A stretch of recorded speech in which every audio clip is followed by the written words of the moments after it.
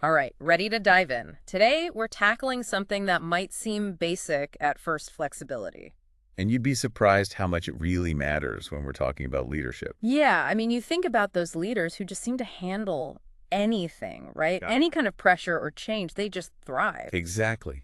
Exactly. And that's what we're digging into today, using this research called the impact of mental, emotional, and attitude flexibility on leadership style, capacity, and effectiveness. Oh, love a good long title. Get you right to the point. Definitely. So, their secret weapon, right? What Yeah. makes them so adaptable? Flexibility. We can break it down, though. Okay, good. Yeah, break it down. So let's start with mental flexibility. Okay, mental flexibility. All It's right. like having an agile mind, I guess you could say. Okay, agile mind. Being able to process new info quickly, but also be open to different ways of looking at things. Right, not being stuck in your ways. And then, of course, shifting gears when you need to. Okay, so that makes sense in theory. But how does that actually work, in the real world when you're leading a team? Okay, well, let's say you've got a team, you're leading them, you're doing your thing, and all of a sudden, boom, you've got this major competitor. Oh, yeah, that'll throw a wrench in the works. It totally disrupts like everything you thought you knew about, how things work in your market. Right. A leader who's got that mental flexibility, they aren't gonna, freak out. No, you can't panic. They're not gonna panic. They're not gonna just like cling to the old ways of doing things. Right, you got to adapt. They're gonna look at the situation, Yeah. analyze like, okay, what are the opportunities here? And they might even, completely change their business model. Wow. So it's not just about keeping up, it's about using that change to your advantage. Yeah, I mean, it is a little bit of a balancing act. Right. It's almost like you need that conviction, but also the willingness to shift gears. Like, when is it too much? That's a really good point, I think. And this is where it's important to remember that mental flexibility isn't about just, changing your mind all the time Right. Flip-flopping. or lacking like core values. Yeah, gotta have You the. have to have a strong foundation, Right. but you also need to be willing to like adjust your sails if the wind changes. You know what I mean? That's a much better analogy. Yeah. All right. So mental flexibility, that's about having that agile mind. So what about emotional flexibility? Where does that fit in with leadership? Okay, so we talked about the strategic side with the mental flexibility. Right. The thinking part. Emotional flexibility is more, I'd say, about the people side of things. Okay. It's understanding and managing your own emotions, of Yeah. course. Gotta have that. But it's also about really being in tune with like the emotional landscape of your team. So are we talking about being touchy-feely all the time? No, not at all. Not at all. It's not about being sentimental. It's not about avoiding tough conversations. Right. Gotta have those sometimes. It's more about understanding that, emotions are part of the equation Mm-hmm. In all of us. for you and for everyone else. Yeah. Right.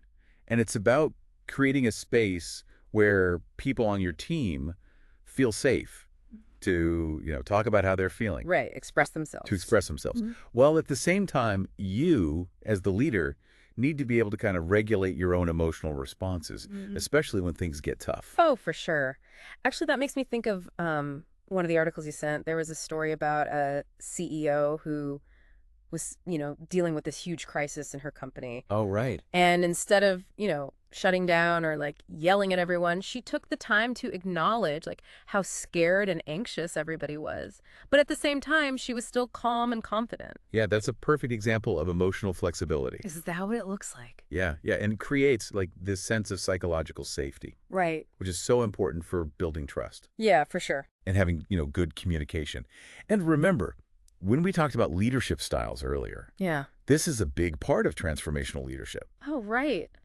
But you also mentioned servant leadership when we were first getting ready for this, and I gotta admit, I'm a little fuzzy on what exactly that means. Oh, okay. So servant leadership, it's all about serving the needs of your team, Yeah. right? And empowering them to grow and succeed. Okay. So it's less about you being the big boss and more about leading by example. Right. And really prioritizing the well-being of your team members. Okay, so how does that tie back into the emotional flexibility piece?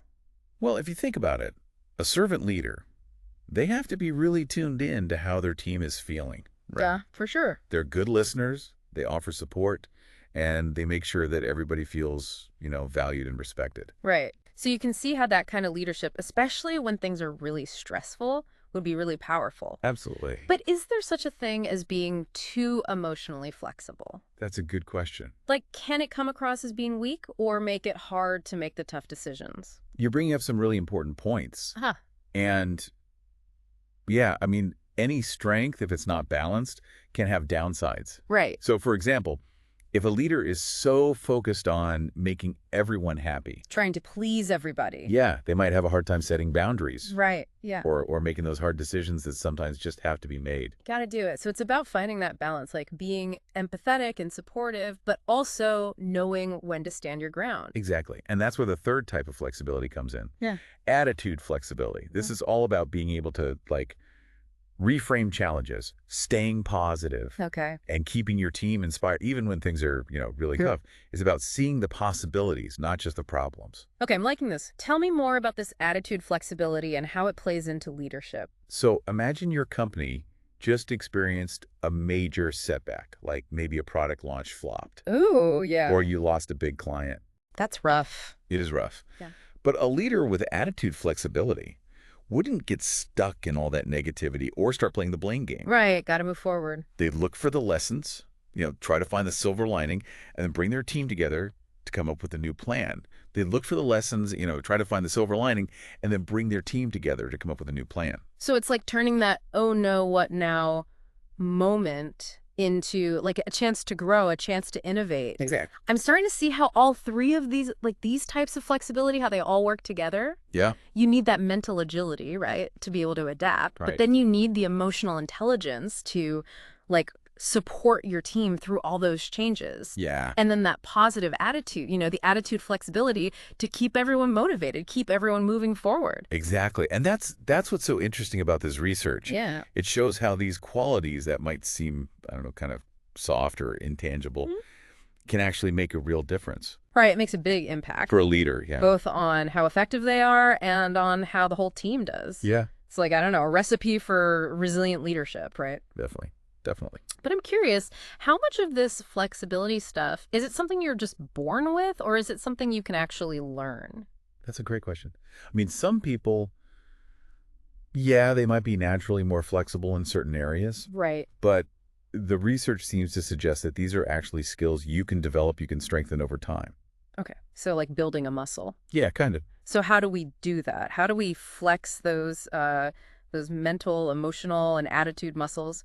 Where do we even begin? Well, the first step, like with anything you're trying to, improve about yourself, is self-awareness. Right. Got to know yourself. You have to pay attention to those patterns you fall into. Mm-hmm. Like, how do you usually react when something unexpected happens? Yeah. How do you handle your emotions when you're stressed out?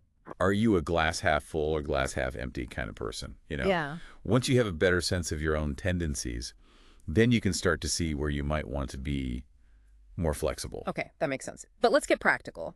What are some like concrete things people can do, let's say, to increase their mental flexibility? Okay, well, one really effective technique is to actively look for different perspectives. Okay, how do you do that? So if you find yourself, always reading the same kinds of things or talking to the same people who all agree with you, Right, in your echo chamber, try branching out. get out of there. Read stuff that challenges your assumptions. Talk to people who see things differently than you do. Okay. It helps you get out of those, rigid ways of thinking, Right. and it helps you open up to new ideas. So getting comfortable with being uncomfortable. Exactly. And, Yeah. you can use that same idea for developing emotional flexibility. Okay, so how's that work? So next time you're in a disagreement or you're feeling that conflict coming up, Yeah. instead of just, getting defensive, Right. try to pause for a second. Really listen to what the other person is saying. Actually listen. Yeah, and ask yourself, like, what are they feeling? Mm-hmm. What do Ow. they need from this situation? Is there something I'm not seeing? That little shift in your mindset can make a huge difference. It's funny. We talk a lot about active listening, Right. but so often I think we just end up waiting for our turn to talk Exactly. instead of really trying to understand, what the other person is saying, how they're feeling. And it takes practice. It does. It does. What about attitude flexibility? How do we work on that? Well, one of the best ways to get better at that is to practice reframing those negative thoughts. Okay. We all have that little voice in our head, right? Oh, yeah. That's like, you can't do this, or this Yeah. is going to be a disaster Oh. all the time. But instead of letting those thoughts take over, Yeah. what if you challenge them? Ask yourself, is this thought really true? Is there a more helpful way to think about this? So, like choosing to focus on the positive, even when it's hard, Yeah, like looking for that silver lining. But doesn't that feel kind of fake sometimes? you can, especially if you're going through something really tough. Yeah, But it's not about pretending that everything's fine. right. It's about acknowledging the tough stuff Mm, and then choosing to focus on what you can actually do something about okay. and looking for opportunities to learn and grow, even when things are hard. Right. And I bet this is especially important for leaders Absolutely. because if you're always negative, that's going to affect the whole team. Yeah, if you're the leader, you set the tone. Yeah, And while you don't have to pretend that everything's perfect, right. but if you can show that you're resilient, that you have a positive outlook, Mm-hmm. it can really inspire your team to keep going, even when things are tough. Right. Makes me wonder, though, we've been talking a lot about leadership, but what about people who aren't in like official leadership positions? Can they benefit from these flexibility skills too? That's a great question. And honestly, I think we're all leaders in some way, Hmm. whether we're leading a team at work Yeah. or a family, or even just, leading ourselves through life. Right. These skills are important for everyone. So, like, think about it. You're at work, you're facing a big decision. Right. Maybe you're thinking about changing careers or you've got this really challenging project. Hmm. That mental flexibility can help you look at all your options and it can help you adapt as things change. Yeah. Or maybe you're having some conflict in a personal relationship. Hmm. That emotional flexibility can help you see things from the other person's point of view Yeah. and it can help you communicate more effectively. Mm. And then when things don't go your way, which, let's face it, happens to all of us, Right, yeah. that attitude flexibility can help you bounce back and keep going. Absolutely. Absolutely. It's like you've got this inner toolkit Mm-hmm. Yeah. for Yeah. dealing with all the curveballs life throws at you. Right, exactly. And the more we practice using those tools, those flexibility skills, Mm-hmm. the better we get at not just surviving those challenges, but actually using them to grow. Right. Yeah. Turning those challenges into opportunities. This has been, I don't know, like eye-opening, really. Good, good. It's giving me a whole new perspective on what it means to be a leader. And not just, in the traditional sense, but like in all parts of life. Like that. Yeah. So as we wrap up here, I want to leave our listeners with something to think about. Okay. We've been talking about these three types of flexibility: mental, emotional, and attitude as like separate skills. Right. But what happens if one of those areas is like out of whack? Oh, interesting. Like what if you're amazing at adapting to change? You can reframe any challenge, but you really struggle with managing your emotions. Hmm. Could that be like a blind spot in your leadership? Ooh, that's a really good question. Hmm.